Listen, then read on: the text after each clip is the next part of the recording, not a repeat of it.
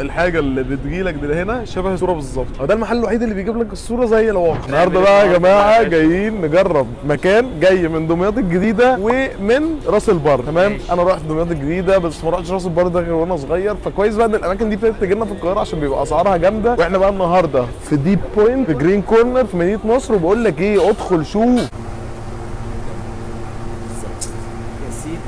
يلا بقى على بره بقى. يلا بقى اطلع بره بقى. بص بقى يا جماعه، احنا خلصنا خلاص تمام. احنا ايه، انا سبت لهم الدنيا جوه لان واضح ان انا ماليش في الحلويات قوي يعني. نبدا باول حاجه اللي هي السمكه بقى بتاعتنا دي. بتبقى سمكه بتبقى عجينه الوافل وبتتفرغ من جوه ويتحط عليها شويه صوص وعليها الايس كريم. وخامة الايس كريم عندهم جامده قوي، تحس ايس كريم فيه فانيليا كتير قوي وطعم اللبن باين، فايس كريم سوفت. فانا بالنسبه لي عجباني قوي. ناخد بقى قطمه بالعجينه بالوافل، صح؟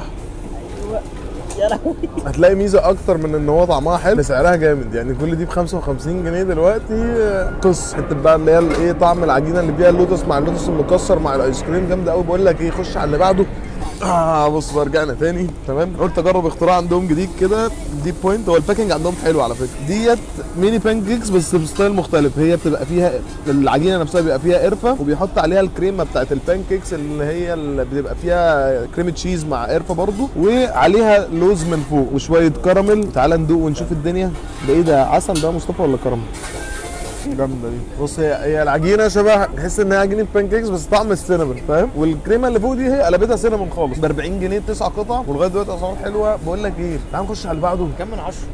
9 من 10 واللي قبله 9 من 10. ويلا كمل بقى.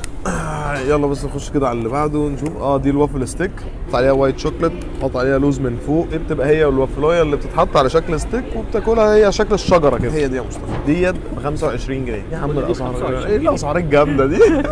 انا ندوق كده. كان ده جامد على فكره. هي من الاماكن اللي بتيجي من بره دي القاهره، تحس ان عندها كواليتي حلو وفي نفس الوقت الحاجه نفسها سعر نفسه حلو. خد قطمه كمان ونشوف. نص الوافل كريسبي كده من بره وطري من جوه. انا بالنسبه لي برضو قوي. انا هقيم المكان ده اوفر اول، مش هقيم كل حاجه لوحدها. ده بقى بوكس الكواترو، ده ميني بان كيكس. ده جامد قوي بقى دوت. هو اصلا مشهور بيه اللي هو بان كيك كواترو. ده بيبقى ب 100 جنيه. واحد نوتيلا وعليها بندق، لوتس وعليه بسكوت لوتس، فستق وعليه فستق، و ده كندر صح؟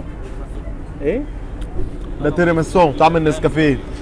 ده جامد. انا هبدا بقى بالتيراميسو. هي ديت ميني بان كيكس صغننه وعليها التيراميسو من فوق وعليها شويه لوز. هاخد قطمه.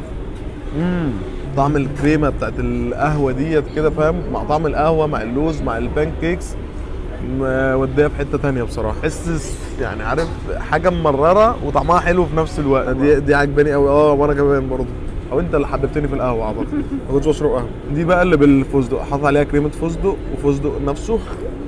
ابني حته الحداقه شويه، طعم الفستق فيه حدوقيه مع طعم بان كيكس حلو وفانيليا كده. لوتس ما هتبقى حلوه كده كده. بوكس ده جامد، ممكن تخش انا وانت فيه نعمل معركه بنت لذيذه. وهو بيعمل قهوه برده وبتاع، ناخد كوبايه قهوه ساده نقعد نمرر الايام مع البتاع. 100 جنيه. لا الاسعار هنا تحفه بجد. اسعار كل حاجه جامده قوي، والكواليتي. انا دخلت المطبخ وشفت كل حاجه اللي هو اللوتس لوتس، النوتيلا. انا بقى بنبسط بقى في الحاجات دي، وهرتب لك بقى كل حاجه. ده وافل ستيك برده نوتيلا جامد جدا وتحفه، ومش هقدر اكمله. وهو بيستخدم نوتيلا والبندق تمام. ده الشرايين كلها هنا يا باشا. هو في الكواترو الشرايين كلها مش قادر بموت والله ما قادر. بس بقى ديت ايه، وافل ميكس او وافل فيها شوكليت وكراميل وايت شوكليت واوريو ب 65 جنيه. والله راجل محترم. وافريج اصلا الوافل عنده بيبدا من كام؟ الوافل عنده بيبدا من 25 جنيه واغلى حاجه 50 جنيه، وديت اغلى حاجه خالص بقى اللي هي ب 65 جنيه. انما لو انت هتاخدها توبينج واحد ولا بتاع تلاقي مثلا من 25 ل 50 جنيه. ادخل شوف بقى. ناخد الدارك دي اول حاجه بس حاجه تبقى هاديه شويه. هندوق بقى ديت الوافلايه كده اللي بالدارك شوكليت. ديت لهواة الايه. بص بقى، انا كنت دوقت وافل من شويه عنده برضو، كنا عاملينها كانت كريسبي شويه. هنا الوافل مش كريسبي، طريه شويه. هو بيعملها تسويتين، تسويه واحده ان هي تبقى كريسبي من بره وطريه من جوه، وتسويه ثانيه اللي هي بتبقى كلها بتبقى هشه شويه وطريه شويه. انا بحب الكريسبي من بره وطريه من جوه. لو جيت اطلبها برضه بنفس الطريقه. بس اوفر اول انا برضو يعني عجباني. اديها 8 من 10. ويلا نخش بقى على اللي بعده. ده بابل تي. ده اعتقد انا الوحيد اللي بحبه. لا مصطفى، انت بتحبه يا مصطفى؟ انا بحب العضه بتاعت الجيلي اللي فيه. انا بحبه اللي هو بالبراون شوجر. يعني هو حاجه واحده بس، هو بيبقى طعمه زي الشاي بلبن سنه، بس ده تحس طعمه فيه قهوه شويه مع الجيلي. فانت بتحس ان انت بتشرب ايه ايس كوفي او ايس تي مع الجيلي اللي بيخش جوه. فانا بحبه بصراحه. اوفر اول هو مكان حلو، الباكج بتاعه حلو، اسعاره حلوه، كواليتي حلو، ومفيش حاجه مضروبه. انا ده بتبقى مشكله محلات الحلويات ان هو انا اكل اي حاجه مضروبه بتقفل. لوتس مش لوتس، نوتيلا مش نوتيلا، الكلام ده كله. فاوفر اول دي بوينت جاي من راس البر ودمياط الجديده، شكله يعمل قلق في القاهره. فتح في مدينه نصر عند حديقه الطفل كده في اللي هو جرين كورنر. اديله كام؟ انا 9 من 10 مرتاح بصراحه يعني. كل حاجه ثانيه طعمها جامد بصراحه. وبقول لك ايه، اقفل يا مصطفى. رجعنا لكم تاني يا جماعه في دي بوينت. لقينا الايس كريم بتاعه حلو برضه. قلنا بقى خلاص احنا ننزل، عشان هو بص والله العظيم عنده ميزه جامده قوي بجد. الحاجه اللي بتجيلك دي هنا شبه الصوره بالظبط والله العظيم. يعني بص ادي ده اهو، بص يا مصطفى ده المنتج ودي الصوره. سبحانه يعني فاهم والله العظيم. بص هتلاقي ايه، كان في كام حاجه كده، حتى رحت منزلهم ستوريز على البتاع، بصور الحاجه جنب الصوره بتطلع هي بالظبط. فانت يبقى اختار الصوره، هو ده المحل الوحيد اللي بيجيب لك الصوره زي الواقع. تعالى بقى ندوق ده، فيها بيستاشيو بقى.